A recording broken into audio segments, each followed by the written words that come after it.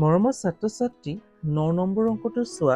৯ number অংকটোত কি কৈছে, এটা সংখ্যাৰ ৩ গুণৰ পৰা ৬ বিয়োগ কৰিলে 45 হয়। অৰ্থাৎ এটা সংখ্যাৰ ৩ গুণৰ পৰা 6 বিয়োগ কৰিলে 45 হয়। সংখ্যাটো কি?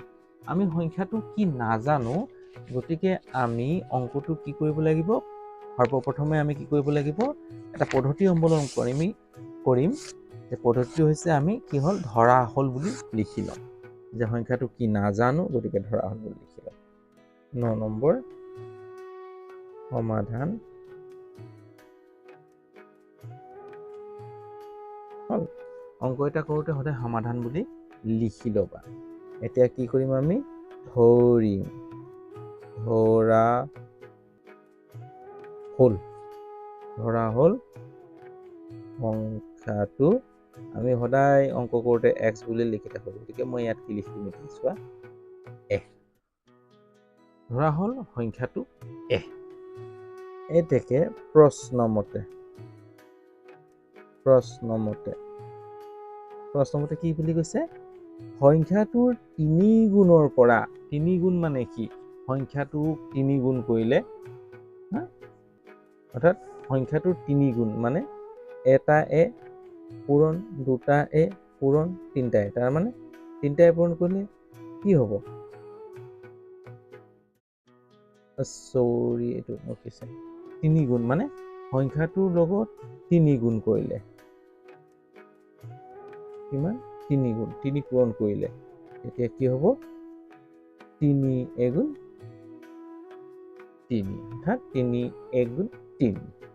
x লিখি পাইছোঁ, a হ'ব, 3a হ'ব। তাৰমানে এই ৩ গুণৰ পৰা 3a পৰা কিমান বিয়োগ কৰিব?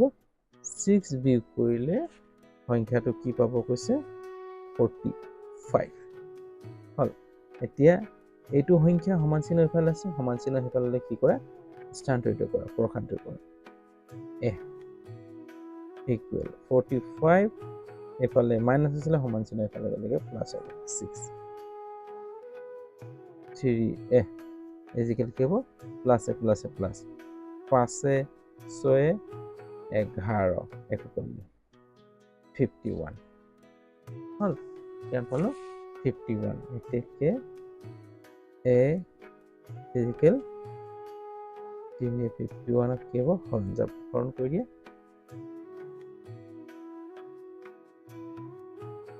3 এগুণ 3, 5ৰ পৰা 3 গ'লে 2, 1 গ'লে 3 7 গুণ 21। তাৰমানে 17 3 গুণ 51।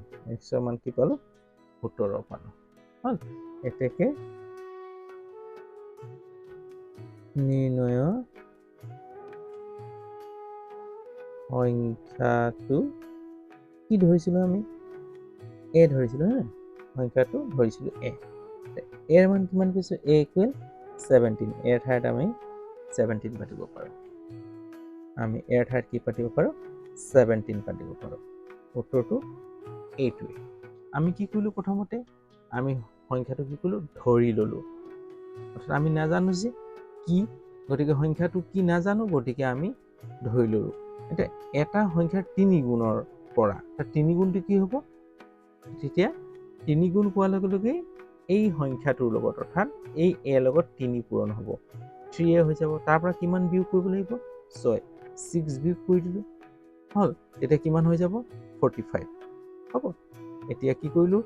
সমান চিহ্নৰ সোঁফালে 45 সংখ্যা আৰু সমান চিহ্নৰ বাওঁফালে 6 সংখ্যা, গতিকে সংখ্যাক আমি একটা ফালে লৈ গ'লোঁ, অৰ্থাৎ সোঁফালে লৈ গ'লোঁ। ইয়াত আছিলে মাইনাছ, সমান চিহ্নৰ ফালে প্লাছ হৈ গ'ল হ'ল। এতিয়া প্লাছ হৈ যোৱাৰ লগে দুটা প্লাছ কৰিলে কিমান হ'ব? 51 হ'ব। 5 6 11, 1 কৰিলে 4 লগত 1 যোগ কৰিলে 5 হয় হ'ল। এতিয়া পূৰণ হৈ আছিলে, সমান চিহ্ন এইফালে লৈ গ'লে কি হ'ব? হৰণ হৈ যাব সংখ্যাটো। এতিয়া 3য়ে 51ৰ হৰণ দিলে 17 বাৰ যাব। এৰ মান কিমান পালোঁ?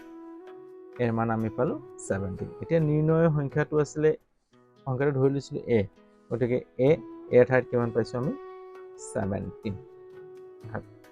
এইদৰে আমি উত্তৰটো কৰিলোঁ। ইয়াত যদি কিবা বুজিবলগীয়া থাকে তেতিয়াহ'লে কমেণ্ট কৰিবা, মই বুজাবলৈ চেষ্টা কৰিম আকৌ।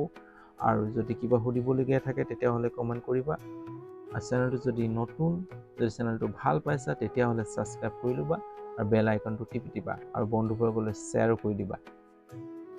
যদি তোমালোকৰ মৰম চেনেহ এইদৰে পাই থাকোঁ তেতিয়াহ'লে মই আকৌ এই ধৰণৰ ভিডিঅ'সমূহ লৈ তোমালোকৰ উপস্থিত হ'ম। তাৰে আশাৰে আজিলৈ ইয়াতে এৰো, বাই।